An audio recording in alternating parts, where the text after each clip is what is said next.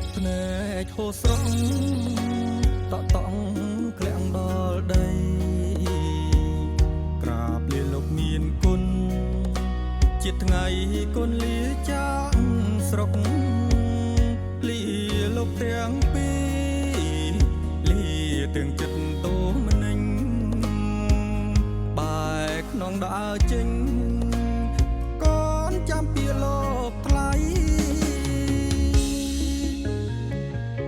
កូនលើកដៃលីបញ្ជាក់ថាកូនលីហើយ4 ឆ្នាំ10 ខែកូននឹង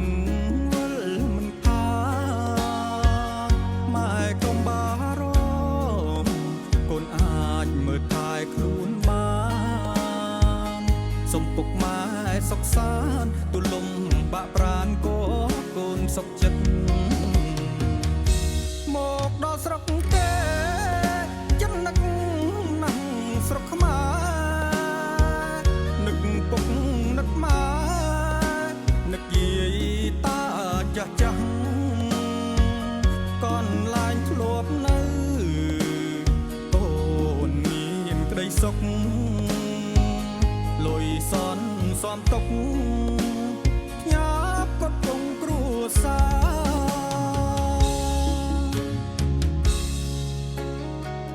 4 ឆ្នាំ10 ខែកូននឹងជួបមុខយើងសាងក្តីសុខ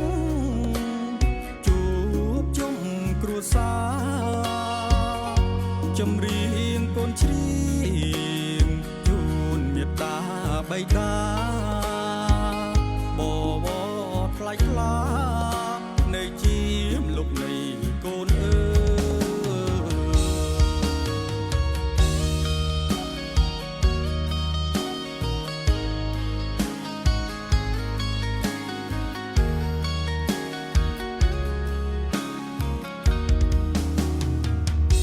មកដល់ស្រុកគេចិត្តនឹកណាស់ស្រុកខ្មែរនឹកពុកនឹកម៉ែនឹកយាយតាចាស់ចាស់កូនឡាញធ្លាប់នៅកូនមានក្តីសុខលុយសន់សំទុកញ៉ាបកត់គង់គ្រួសារ